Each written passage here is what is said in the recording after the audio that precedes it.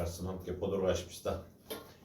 지금 굿뉴스에 대한 복음에 대한 것을 보고 있는데 지난주에 복음에 대한 것을 설명을 드리면서 앞서서 복음은 물론 좋은 소식, 가스펠 해서 그 내용에 대한 것도 보았지만 그 의미가 단순히 복음이라는 어떤 메시지뿐만 아니라 메시지를 전달하는 그 전달자까지 포함이 돼 있다고 했죠. 그 단어에. 그러면서 예수님이 메신저로서 복음뿐만 아니라 복음을 전달하는 분으로서도 와 계시다는 것을 이야기를 했습니다. 근데 사실 지난주에 보았던 것은 이제 정죄, 단어가 정죄였는데 정죄 단어만 들으면 굉장히 별로 좋은 단어의 의미가 아니다 보니까 싫어할 수도 있는데 저희들이 정죄라는 단어를 보면서 사형 선고라는 의미, 그래서 사실 미국에서는 안 좋은 의미로서 영어 단어에서도 쓰지만 사실 사형 선고 그러면 할렐루야 그럴 사람이 별로 없거든요. 정죄 받는다 그러면. 근데 그것이 예수 그리스도로 인해서 복음으로 인해서 바뀌는, 그래서 그다지 나쁜 의미가 아닌 우리에게는 예수님을 통해서 좋은 의미로 복음으로 바뀌는 것을 보았습니다. 근데 오늘 두 번째 같은 의미로 단어만 들으면 그다지 좋은 의미를 안 느껴지는 단어를 볼 텐데 바로 회개라는 단어입니다. 이 회개라는 단어가 조금 부담스러운 단어가 될 수도 있어요. 왜냐하면 우리는 회개라는 단어를 부흥사들 통해서 많이 들었거든요. 회개하라 그러면 이제 막 일단은 아이고 하나님 내가 또 무슨 죄가 있을까요? 그리고 뜨끔한 그런 단어잖아요. 그러다 보니까 이렇게 별로 크리스찬들이 많이 쓰고 싶어하는 단어는 아닌데, 회개한다는 단어는 그 마음을 바꾼다, 생각을 바꾼다, 그런 태도를 바꾼다는 의미지만 사실은 우리가 시작을 해서 마음을 바꾸기 시작하면 어느 순간에 성령께서 우리 속 사람을 바꿔주는 그런 의미가 포함이 된 거죠. 그래서 단순히 내가 이제부터 가던 길을 돌이켜서 하나님을 잘 따라야지 그런 생각만 가진다는, 근데 결정한다는 것도 쉽지 않지만 결정을 이행하는 것도 쉽지 않거든요. 그럴 때 성령께서 도와주셔야 되는 거죠. 그래서 우리 내면에 깊이 잡고 있는 속 사람이 바뀌는 것이 사실 회개란 단어에서부터 시작된다는 겁니다. 그래서 오늘 회개에 대한 것을 볼 텐데 첫 번째 회개란 어떤 거냐에 대한 건 이미 다 알지만 회개란 의미에 대한 선입견을 좀 바꿀 필요가 있어요. 늘 부흥사들, 부흥회에서 회개하라 그러면 일단 오늘 회개하고 통성으로 기도합니다 그러면 죄가 있든 없든 일단은 아이고 하나님 그러고 다 통성으로 기도를 해요. 근데 한참 기도하다 보면 내가 지금 뭘 회개하고 있지? 나 지금 잘못한 게 뭐가 있지? 그럴 정도로 이 단어가 억압적이에요. 회개하라 그러면 깜짝 놀랄 정도로. 근데 하나님이 죄를 용서해 주십시오 그래서 똑같은 죄를 계속 반복적으로 용서를 구한다 그래서 뭐 용서가 더해지는 건 아닌데, 사실 부흥사나 목사님들이 회개에 대한 것을 잘못 쓰다 보니까 그 죄에서 벗어나서 행동을 하나님을 향해서 바꾼다는 의미는 회개의 결과지 회개 자체는 아니에요. 회개는 내 마음을 먼저 바꾸는 것이 중요한 거지. 그 결과로 내 태도가 바뀌는 걸 이야기를 하는 건데, 회개의 의미를 제대로 알려고 한다면 사실 그리스 말로 히라보로 쓰인 그 의미는 메타노이아, 그래서 메타라는 말은 바꾼다는 의미예요. 그 노이아는 마음인데 마음을 바꾼다. 그래서 명사로 쓰면 마음을 바꾸는 거, 행동 뭐 그런 걸 바꿀 수 있는데, 근데 예수님이 오셔서 이게 예수님의 첫 메시지인 걸 깨달아야 돼요. 회개하라. 근데 예수님 이전에 먼저 세례 요한이 마태복음 3장 1절과 2절에 그때 세례 요한이 이르러 유대 광야에서 전파하여 말하되 회개하라 천국이 가까이 왔느니라 이야기를 합니다. 이 마태복음 4장 바로 다음 장에 4장 17절에 보면 이 말씀 우리 함께 읽읍시다. 이때부터 예수께서 비로소 전파하여 이르시되 회개하라 천국이 가까이 왔느니라 하시더라. 똑같은 메시지예요. 그런데 사실 이 메시지가 아니고 회개하라, 지옥이 가까웠으니까 회개하라. 사실 부흥사들이 전하는 메시지는 그런 쪽이에요. 그렇잖아요. 회개하라 그러면 너 죄인이니까 너 회개 안 하면 죽어. 죽으면 지옥 가. 그래서 무서워서 회개하는 경우가 더 많아요. 그런데 예수님의 메시지는 지옥이 가까웠다 하시는 게 아니라 천국이 가까웠다네요. 이 차이가 어마어마하게 큰 건데 이게 복음인 거예요. 우리가 회개하면 하늘나라 가네? 그게 아니고 회개 안 하면 지옥 가네? 이게 더 무서우니까 메시지 자체에 선입견이 있어요. 회개하라 그러면 우리는 지옥에 대한 거, 죽음에 대한 거, 저주에 대한 것 때문에 회개해요. 이게 바뀌어야 된다는 거죠. 그래서 회개란 단어가 나쁜 의미가 아닌 거예요. 천국이 가까웠으니까 마음을 바꾸라. 예수님이 가까이 왔으니까 예수님 맞을 준비하라고. 당연히 그렇게 해야지. 옷도 갈아입고 좀 그래야지. 주일날 예배 드릴 때 양말 신고 예배 드리라는 게 손님이 오는데 양말 벗고 있어요? 보통은 양말이라도 신잖아. 집에 누가 찾아오면. 그런 의미에서 회개하라.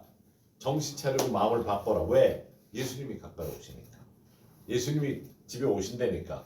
그런데 그 생각 자체를 바꿔야 되는 거예요. 우리는 회개하라 그러면 내가 지금 이제 지난 일주일간 그러니까 보통 기도할 때 뭐라 그래요? 주일날 예배 때 대표 기도도 그렇게 하잖아요. 하나님 지난 일주일 동안 우리가 지은 죄를 용서해 달라고. 장로님들 나와서 그렇게 기도해요. 일주일 거 용서해 달라고. 그거 회개하는 거로 착각을 하는 거예요.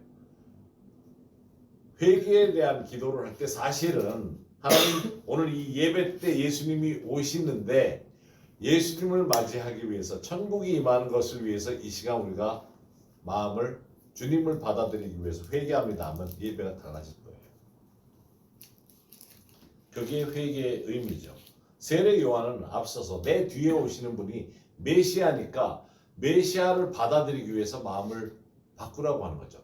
천국이 가까웠다는 게 그런 의미잖아요. 그리고 예수님이 오셨잖아.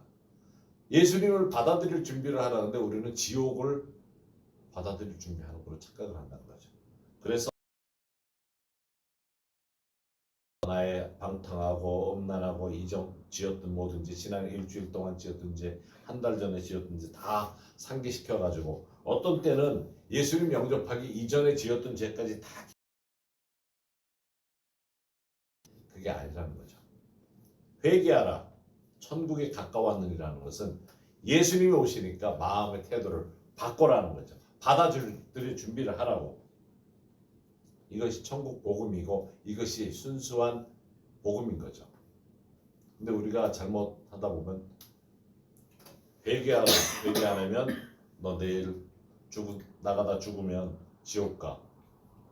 그런 의미에서 얘기를 하니까 잘못 전달이 되는 거죠. 두 번째 우리가 내 자신에 대한 생각을 바꿀 필요가 있어요. 회개한다는 것이 생각 자체를 변화를 가지고 바꿔야 되는데 내 생각 자체를 바꿀 필요가 있어요. 여러분들은 어떤지 모르지만 사실 누가 내 잘못을 지적하는 거 받아들이기 힘들잖아요. 참 받아들이기 힘들어. 누가 당신은 이런 사람이야 저런 사람이 그러면 내가 그 정도밖에 안 되나 하는 그런 것 때문에 내 인성을 지적하는 것 같아가지고 받아들이기가 힘들어요. 그게 사실 누구나 다 그런 것 같은데 성경에 보면 그런 사람을 잠언 12장 1절에 이야기하기를 홍계를 좋아하는 자는 지식을 좋아하거니와 여기서 징계라는 것이 잘못 지적을 이야기를 하는데 잘못 지적을 싫어하는 자는 짐승과 같으니라. 영어로 하면 멍청하다 그래요. 덤하다 그래요. 그러니까 이게 남의 지적을 받아들이는 게 쉽지 않은데 못 받아들이는 사람은 멍청한 사람이라 그러니까 이게 너무 힘들잖아. 근데 그게 나의 부족에 대한 것은 내가 알 수 있어요. 그렇지만 사실은 다른 사람이 나를 볼 때 나의 부족은 내가 생각하는 부족보다 더 커 보일 수 있어요. 왜냐하면 나는 내 자신에 대해서 관대하면서 타협하려고 들 수 있어요. 그러니까 받아들이기 힘들어. 누가 얘기할 때. 그래도 나는 이전에 그랬었지만 지금은 그래도 내가 노력을 해서 변한 게 있을 텐데 그런 모습으로만 보인다고? 이러면서 받아들이기 힘든데 사실은 다른 사람이 내게 그런 행동이나 뭐를 가르쳐 줄 때 받아들이기 힘든 이유는 그렇게 지적받을 때 반응을 하는 이유는 이전의 상처 때문에 그렇죠. 많은 경우에 어렸을 때 상처 때문에 그렇대요. 어렸을 때 내가 누가 어렸을 때는 지적을 많이 해주잖아. 근데 배반당한 것 같은 어른이 그렇게 하지 마 그러면서 자기는 해. 그걸 볼 때 배신감을 느끼는 거지. 그게 어릴 때 받은 그런 감정 때문에 누군가 이렇게 하라는 얘기를 들을 때 반발을 한대요. 일반적으로. 그러니까 그런 배신감이나 기억에 남아있는 상처, 이전에 그 상처에 대한 것 때문에 누군가 이야기할 때 받아들이기 힘든데, 그러기 위해서는 이 상처를 사실은 해결을 해야 되는 거죠. 사도행전 3장 19절에 보면 그러므로 너희가 회개하고 돌이켜 너희 죄 없이 함을 받으라. 이같이 하면 새롭게 되는 날이 주 앞으로부터 이를 것이요. 이 말씀이 방법을 알려주고 있는 말씀이에요. 이 말씀만 가지고도 설교가 될 수 있는 내용인데, 먼저 회개하라 그러죠. 그리고 돌이키라 그래요. 여기서 돌이킨다는 건 트랜스포메이션. 회개한다는 것은 하나님을 향해서 마음을 온전히 바꾸고 예수님을 맞아들이고 하늘나라가 임한 것을 맞아들일 수 있는 준비가 되고, 그러면서 내가 트랜스포메이션을 완전히 변화하는 거죠. 바뀌는 것. 그래서 트랜스포메이션이 돌이켜서 되고, 그렇게 죄 없이 함을 받으면 내가 새롭게 되는 날을 주님 앞으로부터 이루는 것을 보게 된다는 거죠. 이 말씀이 순서이기도 하지만 우리가 진정으로 변화를 추구한다면 새로운 것을 받을 수 있다는 소망이 생기는 거예요. 언제든지 내가 변화를 가져오기 시작하면 내가 지적을 받았을 때 그거에 반응을 할 것이 아니라 바꾸기 시작을 하고 주님 앞에서 회개하면서 진정으로 내가 변화를 가져온다면 놀라운 것은 새로운 것을 또 채워주시는 하나님의 은혜가 있다는 것이죠. 그래서 회개한다는 그 자체는 내 자신에게 솔직할 필요가 있는 거죠.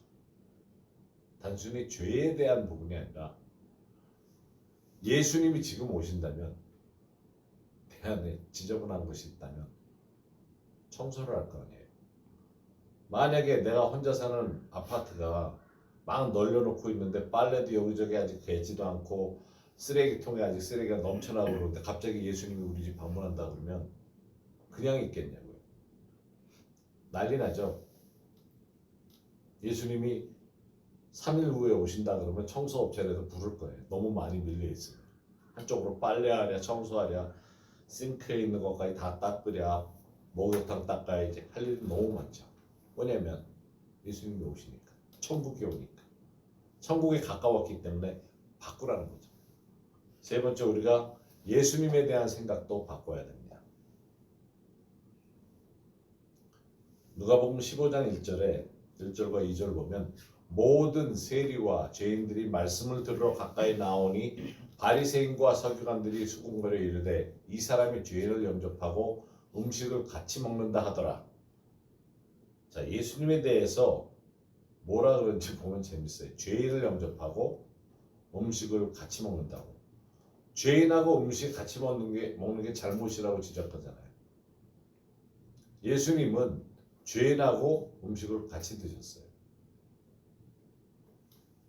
그런데 같이 먹으니까 또 누가복음 15장 1절과 2절에는 모든 세리와 죄인들이 말씀을 들으러 가까이 나오니 바리새인과 서기관들이 수군거리는데 이 사람이 죄인을 영접하고 음식을 같이 먹는다 했는데 그 다음에 가니까 7장 34절에 누가복음 7장 34절에 인자는 와서 먹고 마시매 죄인들과 먹고 마시니까 또 한다는 말이 보라 먹기를 탐하고 포도주를 즐기는 사람이요 세리와 죄인의 친구로다. 처음에는 세리와 친구가 됐다고 그 사람들을 받아들이고 같이 먹는다 그러더니 또 이제 먹는 걸 보고서는 너무 많이 먹는다 그래요. 먹는 걸 탐한다 그러잖아요. 그래서 이 말이 사실 참 좀 위로가 많이 돼요. 뭐냐면 배고플 때 우리가 허겁지겁 먹잖아.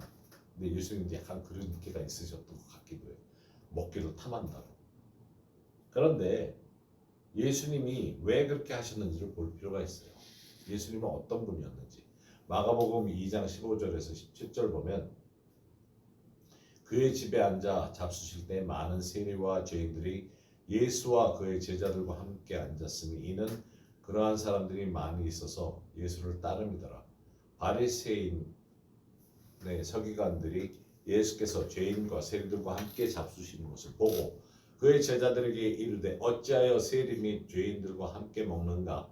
예수께서 들으시고 그들에게 이르시되 건강한 자에게는 의사가 쓸데없고 병든 자에게라야 쓸데있느니라. 나는 의인을 부르러 온 것이 아니요 죄인을 부르러 왔노라 하시니라. 예수님은 죄인들과 함께 시간을 보내면서 죄인들을 준비시켜서 천국을 받아들이게 하시려고 했던 거죠.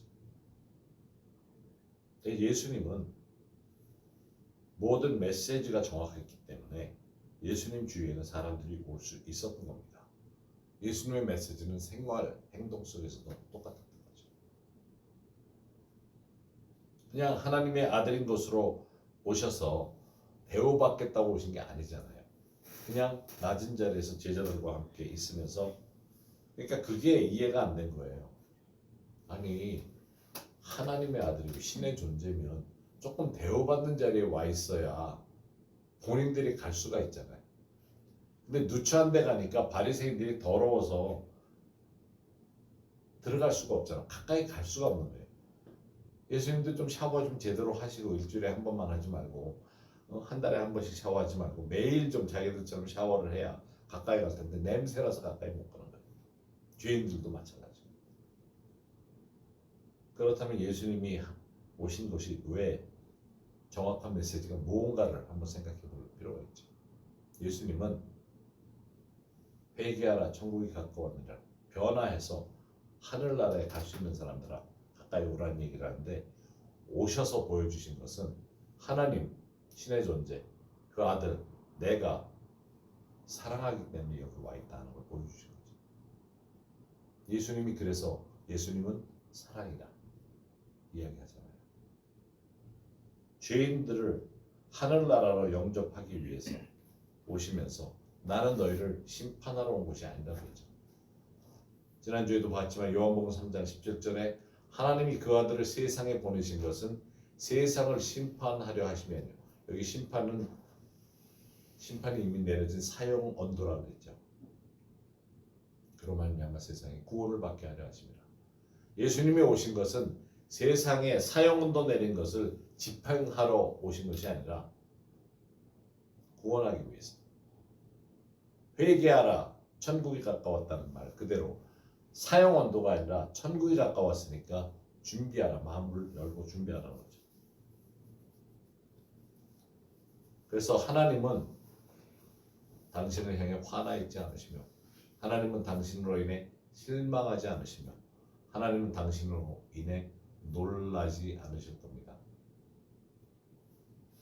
다 아시기 때문에 놀라지 않으세요. 심지어 앞으로 지을 죄까지도 알고 계시니까 너 이렇게 엄청난 죄 지을 줄 몰라서 그러지도 않아요. 다 알고 계세요. 하나님은 모든 걸 다 아세요. 아시지만 기다려 주시는 분이죠.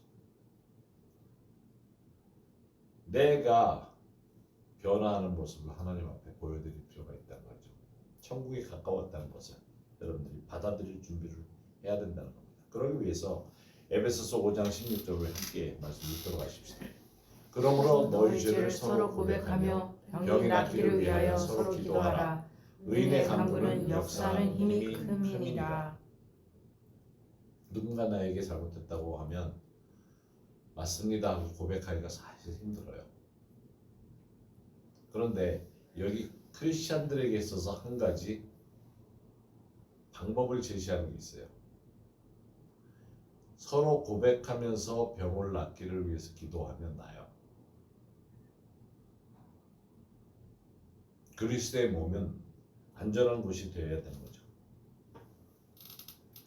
여러분들 어릴 때 뭔가 이렇게 내가 잘못한 거를 툭 털어놨을 때 속이 시원하다는 그런 경험이 있으세요? 뭔가 별거 아닌 건데도 이렇게 마음에 그러다가 탁 고백을 했을 때 이야기를 했을 때 속 시원한 거.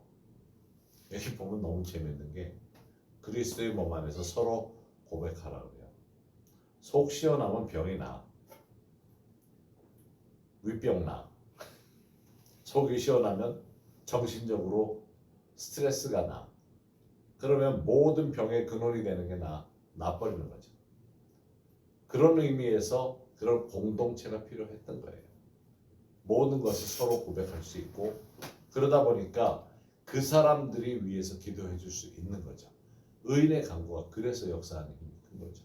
이미 고백을 했기 때문에 마음이 열렸기 때문에 그 사람을 향한 축복이 임하게끔 하는 기도는 결과가 크다는 거죠. 이것이 크리스찬들에게 있어서 특별히 그리스도의 몸에 있어서는 반드시 있어야 되는 것이죠.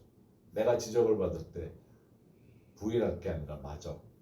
내가 그런 사람이야. 나를 위해서 도와줘. 그럼 기도를 해줘. 이럴 때 의인의 기도가 큰 거죠. 놀라운 역사를 가지고 오죠. 하나님은 그리스도의 몸을 회개의 장소로 만드신 거죠. 같이 바꿔갈 수 있는, 같이 하나님의 사랑 안에서 예수님의 사랑을 감사하면서 더 깊은 자리로 들어갈 수 있게끔 인도하시기 원하셨던 거죠. 그것이 우리로 하여금 세상에서도 영적으로 풍성한 삶을 누릴 수 있는 의인의 간구의 삶을 사는 거죠. 그래서 그냥 단순한 기도, 열심의 기도, 그래서 제가 신앙생활은 열심으로 하는 게 아닌 것 같다고 하는 얘기를 자꾸 하는 게 성경에는 그런 의미의 말이 없어요. 그러나 꾸준하게 하는 거, 이런 공동체가 있어서 예배에 같이 들어가는 거, 기도를 하되 서로 고백하면서 의인의 기도를 할 수 있는, 의인의 간구를 할 수 있는 곳이 있어야 된다는 거죠. 그럼 그 결과가 엄청나게 큰 거죠. 그래서 오늘 회개에 대한 말씀을 보았는데 한번 생각해 보십시다. 과연 어떤 것이 회개인지.